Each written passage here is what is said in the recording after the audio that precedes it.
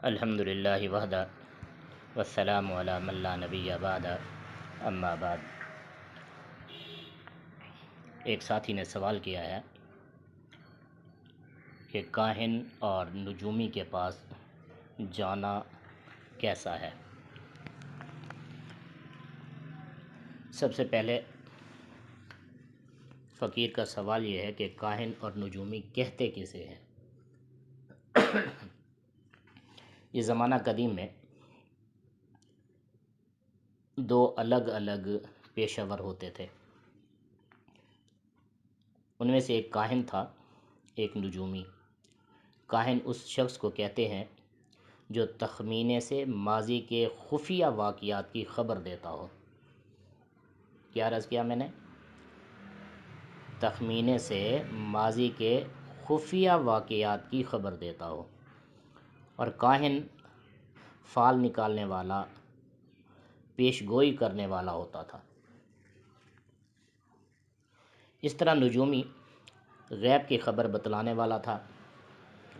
کاہن کا ذکر بابل میں بکثرت پیش گوئی کرنے والے کے طور پر آیا ہے۔ عام زندگی میں اسے جادوگر مراد لیا جاتا ہے۔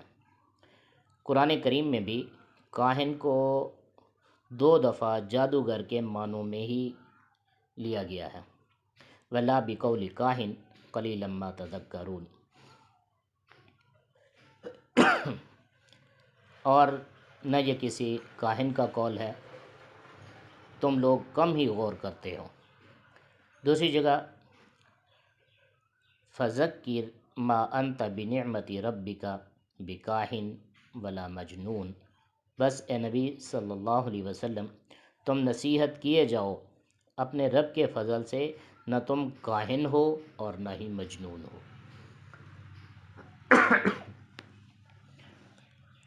یعنی کاہن اسے کہتے تھے جو ماضی کے حالات کی خبر دیتا ہو، اور نجومی اسے کہتے تھے جو ستاروں کی حرکات کو، سکنات کو دیکھ کر آگے کے پیشین گوئیاں کرتا تھا کہ آئندہ ایسے ہونے والا ہے، ایسے ہونے والا ہے۔ اور نبی علیہ الصلوۃ والسلام نے آ کر جب قیامت کی خبریں دیں تو لوگوں نے یہ چیمگوئیاں شروع کر دیں۔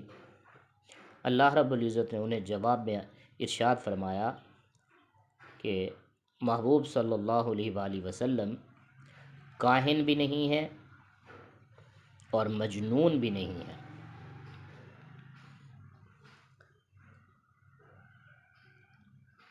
سوال یہ ہے کہ اب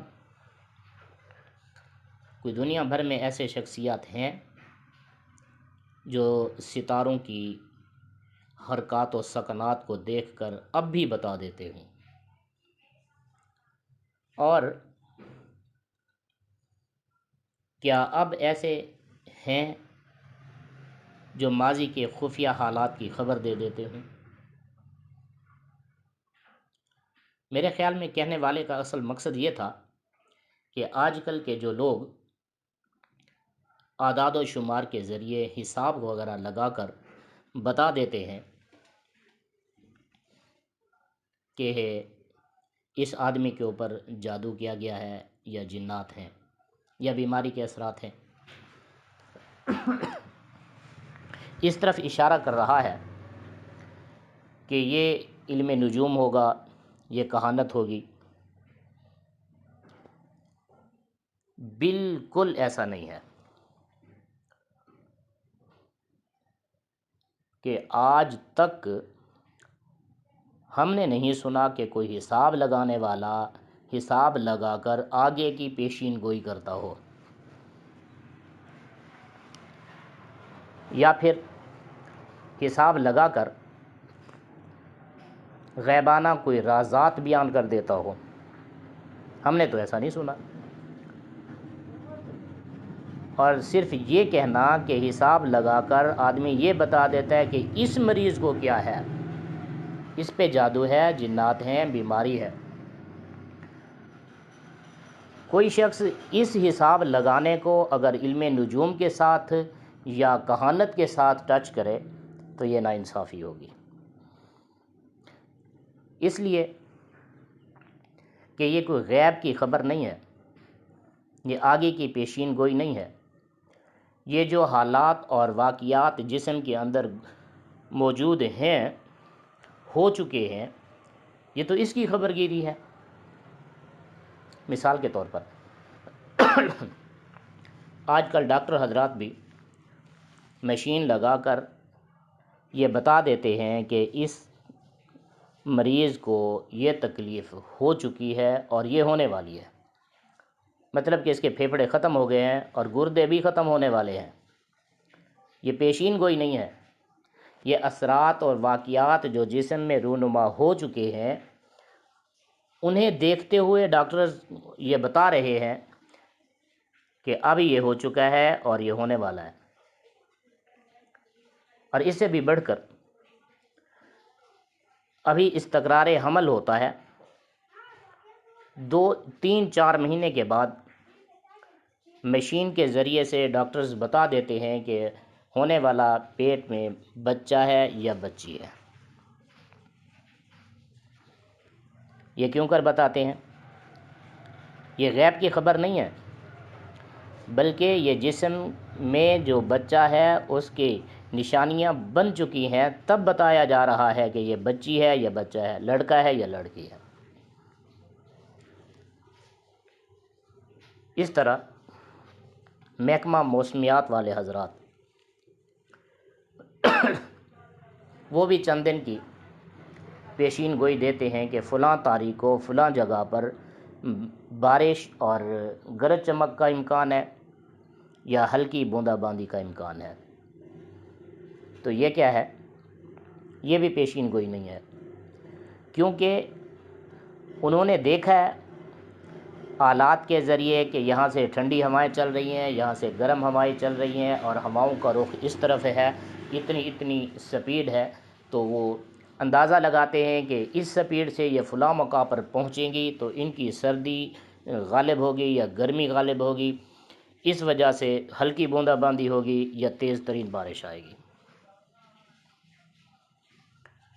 اور ہمارے ہاں طب یونانی میں جو حکمت دم توڑ رہی ہے، جب یہ عروج پر تھی تو حکماء عظام مریض کی نبض پہ ہاتھ رکھ کر یہ بتا دیتے تھے کہ تو نے کل کیا کھایا تھا، پرسوں کیا کھایا تھا۔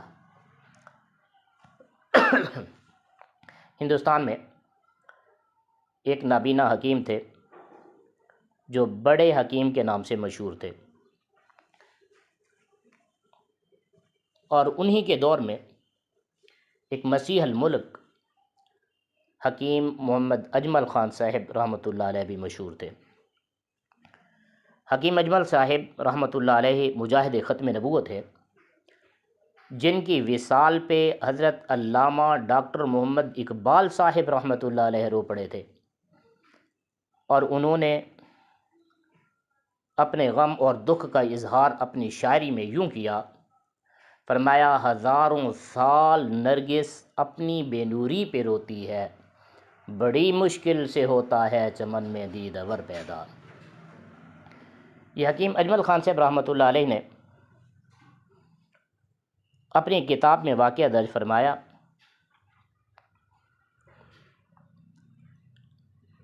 کہ مجھے کچھ تکلیف ہوئی، میں نے اپنی دوائی کھانے سے گریز کی اور یہ سوچا کہ بڑے حکیم صاحب کے پاس جا کر دوائی لے لیتا ہوں۔ اب بڑے حکیم صاحب چونکہ معذور تھے، نابینا تھے، ان کے مطب میں ایک لائن لگتی تھی مریضوں کی، حکیم صاحب مریضوں کی نبض پکڑ کر ساتھ میں بیٹھے ہوئے لکھنے والے کو کہہ دیتے تھے کہ اس کے لیے فلاں نسخہ فلاں دوائی تجویز کر لیں، وہاں سے وہ مریض اپنی پرچی لے کر سٹور پر سے دوائی لے کر چلا جاتا تھا۔ تو حکیم صاحب فرماتے ہیں میں بھی اس لائن میں چلا گیا۔ جب میری باری آئی تو بڑے حکیم صاحب نے میرا ہاتھ پکڑا اور لکھنے والے سے کہا کہ چل ہمیں مہمان خانے میں چھوڑا۔ بڑے حکیم صاحب نے حکیم اجمل خان صاحب رحمۃ اللہ علیہ کا ہاتھ پکڑا اور مہمان خانے میں چلے گئے۔ وہاں صرف اتنا کہا، آپ بیٹھے، میں آ رہا ہوں۔ جب وہ لائن مریضوں کی ختم ہو گئی تو آپ مہمان خانے میں تشریف لے گئے اور پوچھا، یہاں اجمل خان صاحب بیٹھے ہوئے تھے، کہاں ہیں؟ حضرت حکیم صاحب فرماتے ہیں میں خاموش رہ گیا، میں نے کوئی جواب نہ دیا۔ لوگوں نے ایک دوسرے کی طرف دیکھا، میں نے بھی دیکھا، کوئی جواب نہ پا کر حکیم صاحب پریشان ہوئے، کہنے لگے یار ابھی تو میں نے یہاں چھوڑا تھا، کہاں چلے گئے حکیم اجمل صاحب؟ جب پھر بھی میں نہ بولا تو انہوں نے فرمایا، اچھا مہمان خانے میں جتنے حضرات ہیں لین بنائے۔ سب نے لین بنائی اور بڑے حکیم صاحب ہاتھ پکڑتے آئے، دیکھتے آئے، دیکھتے آئے، دیکھتے آئے۔ جب خان صاحب کا ہاتھ پکڑا تو فرمایا، حضرت پکڑے تو گئے ہو، چھپ جانے کا کیا فائدہ؟ جی پکڑے تو گئے ہو نا، چھپنے کا کیا فائدہ تھا؟ اجمل خان صاحب فرماتے ہیں میں نے پوچھا، حضرت آپ کو کیسے پتہ چلا کہ میں حکیم اجمل ہوں؟ تو بڑے حکیم صاحب نے کہا بیٹا تیرے بارے میں یہ مشہور نہیں ہے کہ تو اپنے ہاتھ پہ اپنی نبض پہ ہاتھ رکھ کے اپنے جسم سے پوچھتا ہے کہ تجھے کیا ضرورت ہے، اور جو تیری نبض کہتی ہے وہی کھاتا ہے، اس کے علاوہ کچھ بھی نہیں کھاتا۔ پر میں ہاں یہ ٹھیک ہے۔ تو بڑے حکیم صاحب نے فرمایا، میں نے جب تیری نبض پکڑی تو مجھے ایک چھوٹی سی بیماری کے علاوہ کچھ بھی نظر نہ آیا، تو میں نے سمجھ لیا کہ حکیم اجمل خان یہی ہو سکتا ہے، اس کے علاوہ اور کوئی نہیں۔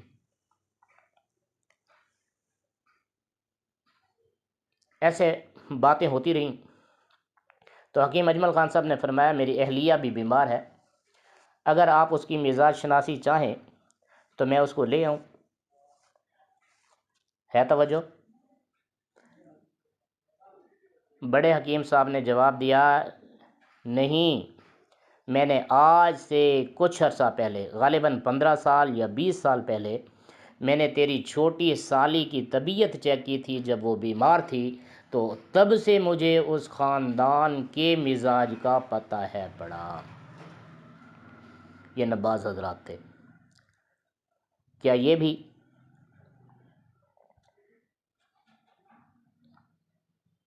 کہانت میں جائے گا یا علم نجوم میں جائے گا؟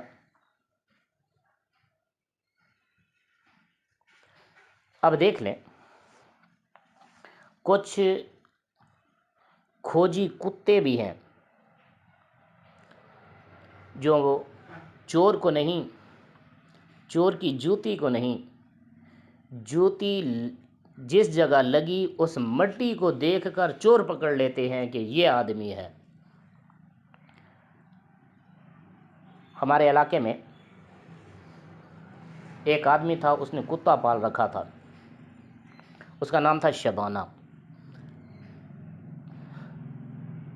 شبانہ خان نے کتا پال رکھا تھا اور اسے وہ تربیت دے رہا تھا۔ ایک مرتبہ کوئی دوستوں نے اسے کہا کہ ہمیں شغل بھی دکھاؤ کہ کتا کیا کر سکتا ہے۔ تو اس نے مجمع عام میں ایک آدمی کو پیپسی کی بوتل پلائی، اور وہی پیپسی کی بوتل جب بندھے ہوئے کتے کو وہاں بلا کر اس کو سنگھائی تو کتا پورے مجمع میں پھرتا ہوا اس آدمی کے پاس جا کر بیٹھ گیا جس نے پیپسی کی بوتل پی ہوئی تھی۔ تو آپ کیا فرمائیں گے؟ کیا یہ کتا بھی کاہن اور نجومی ہے؟ میں نے عرض کیا کہ نجومی ستاروں کی بندر باز کو دیکھ کر کہتا تھا، وہ آگے کی خبر دیتا تھا، اور یہ جو کاہن تھا یہ ماضی کے حالات بیان کرتا تھا۔ آج کوئی شخص بھی گزرے حالات کو نہ بیان کر سکتا ہے، نہ آگے کی پیشین گوئی دے سکتا ہے۔ جو کاہن تھا وہ ہمزات کو تابع کرتا تھا یا ان کے ساتھ دوستی لگاتا تھا، تو ہمزات جو شیطان کے ہیں، قرآن مجید نے ان کو شیطان کے ساتھ ملایا ہے۔ ربی اعوذ بک من کل ہمزات الشیطان و اعوذ بک ربی ان یحضرون، یہ ہمزات شیطان ہے۔ یہ شیطان ان کاہنوں کے کان میں گھس کر کچھ باتیں کرتے تھے، تو کاہن ان کی باتوں کو آگے پھیلایا کرتے تھے۔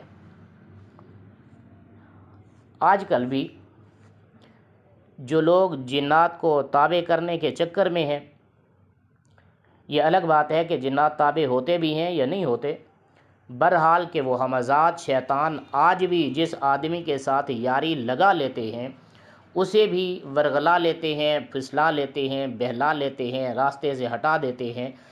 تو یہ جنات کے جو عاملین آج کل مشہور ہیں، یہ حضرات اگرچہ کچھ نہ کچھ پیشین گوئیاں کرتے ہیں، لیکن ہم نے بارہا مرتبہ تجربہ کیا ہے کہ ان کی کسی بھی ایک بات میں صداقت نہیں ہوتی۔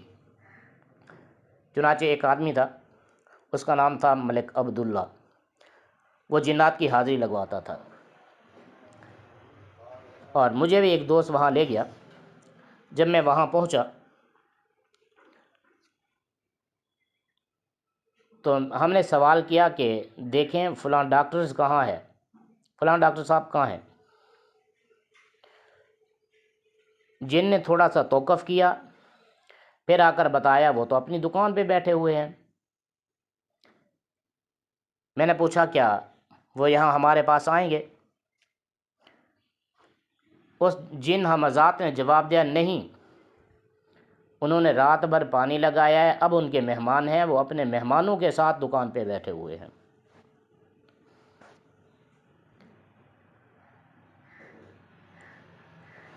اور بمشکل 10 منٹ ہی گزرے ہوں گے کہ وہ ڈاکٹر جس کا ہم نے تذکرہ کیا تھا موٹر سائیکل پہ وہیں وارد ہوئے۔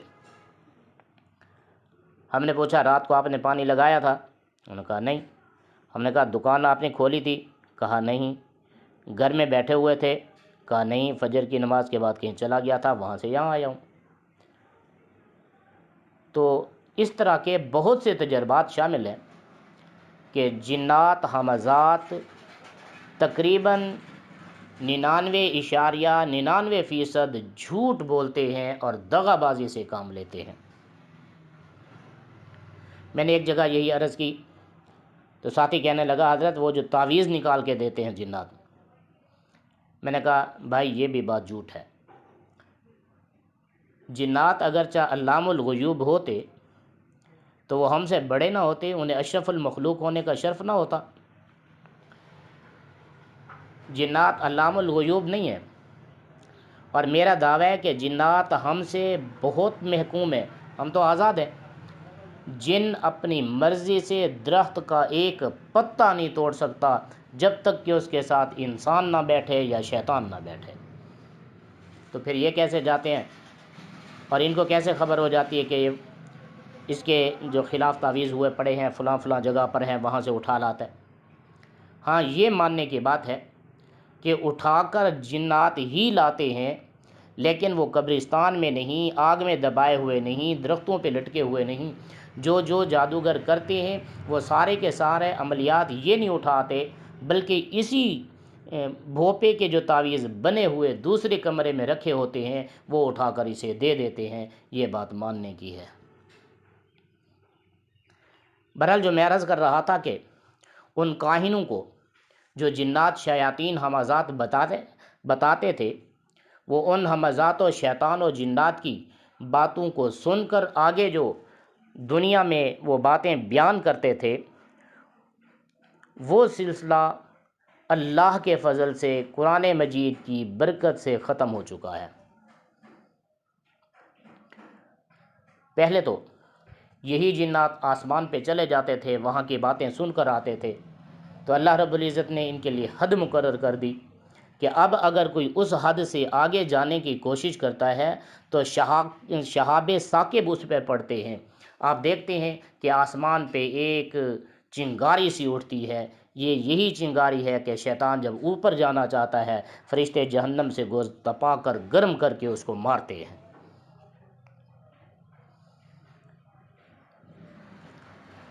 تو یہ قیافہ شناسی یہ بھی 100% صحیح نہیں ہوتی۔ اب بھی میں نے عرض کیا کہ حالات و اسباب اور واقعات کو دیکھنے کے بعد بھی جو سچ ہونا چاہیے تھا وہ بھی سچ نہیں نکلتا۔ مثال کے طور پر ہماری ایک بہن ہے، اس نے ہم سے دعا کروائی کہ اللہ تعالی ہمیں بیٹا عطا فرمائے، نرینہ اولاد عطا فرمائے۔ فقیر نے دعا کر دی۔ کچھ عرصے کے بعد جب انہوں نے مشین لگوائی تو ڈاکٹر صاحبہ نے بتایا کہ الحمدللہ بیٹی ہے اور تندرست ہے۔ اگلی دفعہ کسی دوسری ڈاکٹر سے مشین لگوائی گئی، انہوں نے بھی یہی کہا۔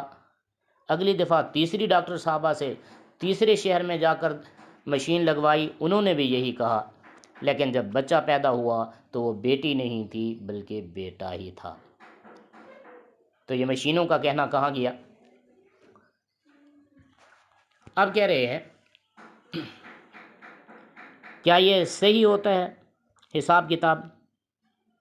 ہاں جناب صحیح ہوتا ہے، لیکن 100% نہیں ہوتا۔ اس کے علاوہ یہ کہنا کہ جو آج کا عامل حساب کر دے اس پہ یقین کرنا کیسا ہے؟ میں نے پہلے عرض کیا کہ حساب بھی جائز اور ناجائز دونوں طریقے سے ہے۔ جو جائز ہے وہ جائز ہے، جو نہیں ہے وہ نہیں ہے۔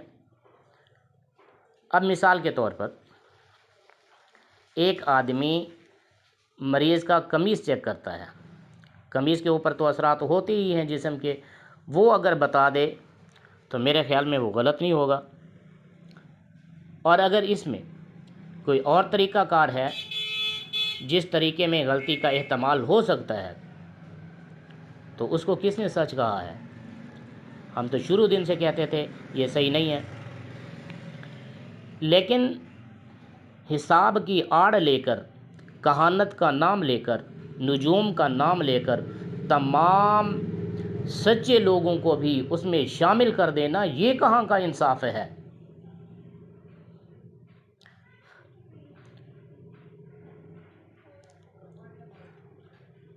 اور جواب میں یہ کہنا من آتا عرفا او کاہنا فصدق بما یقول فقد کفر بما انزل علی محمد صلی اللہ علیہ وآلہ وسلم۔ تو یہی بات میں نے شروع میں کہی کہ وہ کاہن اور نجومی دکھاؤ تو صحیح نہ ہے کہاں۔ آج علم نجوم ختم ہو چکا ہے، آج وہ کہانت 70% سے بھی زیادہ ختم ہو چکی ہے۔ تو یہ جو جنات ہیں، یہ جنات بھی ہر ایک کو پتہ ہے یہ روزی کا بہانہ ہے، یہ حساب کتاب نہیں ہے۔ یہ جنات کا تعویذات کو نکال آنا، جنات کا کچھ نہ کچھ بتا دینا، یہ ہر ایک کو پتہ ہے کہ سچ نہیں ہے۔ اب اس کو پکڑ کر تمام لوگوں پہ نافذ کرنا اور کہنا کہ سارے معاذ اللہ کافر ہو گئے ہیں، یہ کہاں کا انصاف ہے؟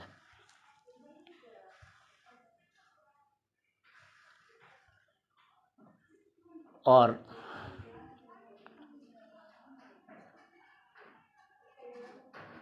جنات ہمزات کے متعلق یہ جو حساب ابجد کرتے ہیں، اس کے متعلق ہم نے اور ہمارے اکابرین نے بارہا منع کیا ہے۔ اور یہ کہنا کہ علم اعداد، بھئی علم اعداد صحیح بھی ہو سکتا ہے، غلط بھی ہو سکتا ہے۔ اس کی وجہ یہ ہے صحیح ہونے میں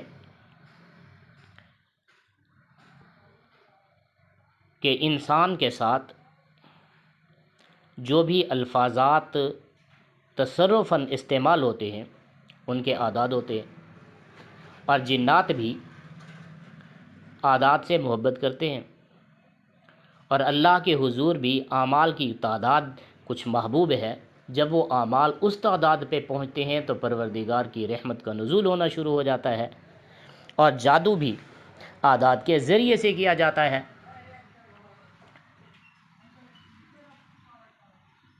تو پھر اعداد کے حوالے سے دیکھنا میرے خیال میں یہ 100% غلط نہیں ہے، البتہ متشابہ ہے جو، مثال کے طور پر سجاد کے اعداد بھی وہی بنیں گے اور ساجد کے اعداد بھی وہی بنیں گے، اور کوئی یہ اشکال پیدا کرے بھی ان اعداد میں جب باہمی برابری ہے تو آپ کیا کہہ سکیں گے؟ میں سوال کروں گا، کیا وہ صرف آدمی کا نام ہی ہوگا یا ان کی ماؤں کا نام بھی ہوگا؟ جی ہاں، بات دور نکل جائے گی۔ میں نے عرض کیا تھا کہ علم نجوم آج ختم ہو چکا ہے، کہانت بھی ختم ہو چکی ہے، جو رہی صحیح ہے اسے آج کا جاہل سے جاہل آدمی بھی صحیح نہیں سمجھتا، سوائے ان مشرکانہ ذہین لوگوں کے جو مشرکانہ ذہن رکھتے ہیں، ان لوگوں کے علاوہ انہیں کوئی بھی اچھا نہیں سمجھتا۔ افسوس اس بات پر ہے کہ ان لوگوں کو سمجھانے سنانے کی غرض سے پورے حساب کتاب پر، پورے عملیات پر فتویٰ دینا، اور فتویٰ بھی کفر کا برداشت کرنا، تو کیا میں یہ کہہ سکتا ہوں کہ علماء دیوبند میں، علماء اہل سنت میں کتنے کتنے اکابرین ہیں جو حساب بھی کرتے ہیں اور تعویذات بھی دیتے ہیں، اور کچھ تو اتنی ہیں کہ علم اعداد میں بہت آگے تک نکل گئے ہیں، جیسے مشہور اور معروف نام حضرت موسیٰ خان البازی رحمۃ اللہ علیہ کا ہے۔ تو اب آپ کیا فرمائیں گے کہ حضرت موسیٰ خان البازی رحمۃ اللہ علیہ بھی وہ یہی کام کرتے تھے مشرکانہ؟ کہتے ہیں ہم نے یہ نہیں کہا، ہم نے کہا کہ جو اس کی تصدیق کرے تو بندہ تصدیق کے لیے ہی گیا ہوا ہے جناب، اس نے تصدیق نہ کرنی ہوتی، ماننا نہ ہوتا تو جاتا کیوں؟ اب جب چلا گیا ہے تو اسے جو حساب کتاب ملے گا اس کو مانے گا صحیح۔ تو پھر آپ کیا کہیں گے کہ یہ ماننے والا، تصدیق کرنے والا تو کافر ہے، اور جس نے بتایا ہے وہ کون ہے؟ میں ایسے 20 اکابرین کا نام بتا سکتا ہوں جو حساب کتاب کرتے تھے۔ کیا آپ کی نظر میں وہ سارے اکابرین معاذ اللہ اسی فتوے کی رد میں جائیں گے؟ تو اللہ تعالیٰ سمجھنے کی توفیق عطا فرمائے۔ جو پیشین گوئیاں دیتے ہیں، اگرچہ وہ پیشین گوئیاں جنات کے حوالے سے ہیں تو غلط ہیں، اگرچہ وہ حالات اور واقعات کے مطابق ہیں تو صحیح ہو سکتی ہیں۔ ہمارے بچپن میں جب گرمی حبس حد سے بڑھ جاتی تھی تو کسان جب ایک دوسرے کو ملتے تھے کہتے تھے آج کوئی نہ کوئی طوفان آئے گا، یا آندھی آئے گی یا بارش آئے گی۔ تو یہ پیشین گوئی کہاں لے جاؤ گے؟ تو کہنے کا مطلب یہ تھا وہ کہانت جو جنات کے حوالے سے ہے وہ کل بھی غلط تھی، آج بھی غلط ہے۔ وہ علم نجوم جو علم جفر کے ساتھ تھا وہ کل بھی غلط تھا، آج بھی غلط ہے، وہ کرنا بھی ٹھیک نہیں ہے، ان کے پاس جانا بھی ٹھیک نہیں ہے، ان سے پوچھنا بھی ٹھیک نہیں ہے، اس کی تصدیق کرنا بھی ٹھیک نہیں ہے، اس پہ عمل کرنا بھی ٹھیک نہیں ہے۔ تو جو جائز اسباب ہیں ان کو اختیار کرنے میں کوئی حرج نہیں۔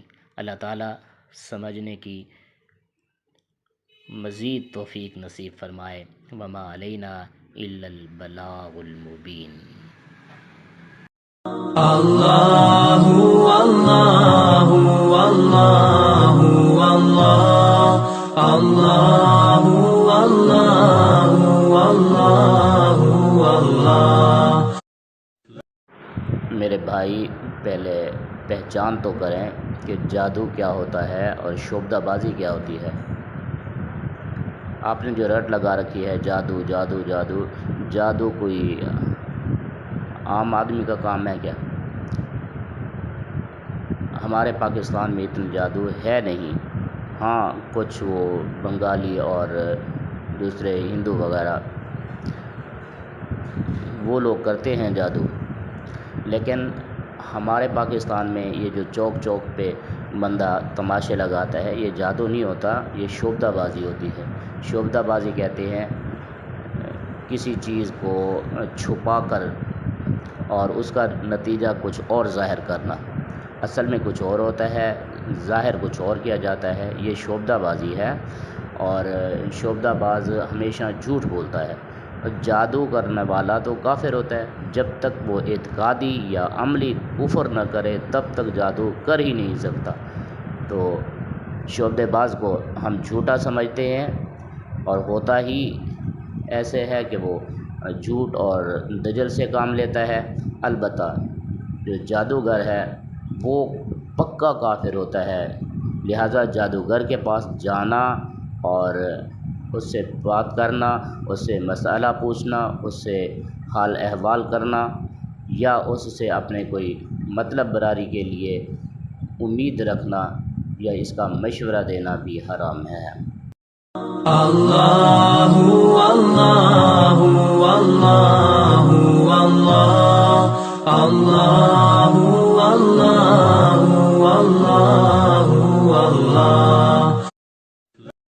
اللہ اللہ اللہ اللہ اللہ اللہ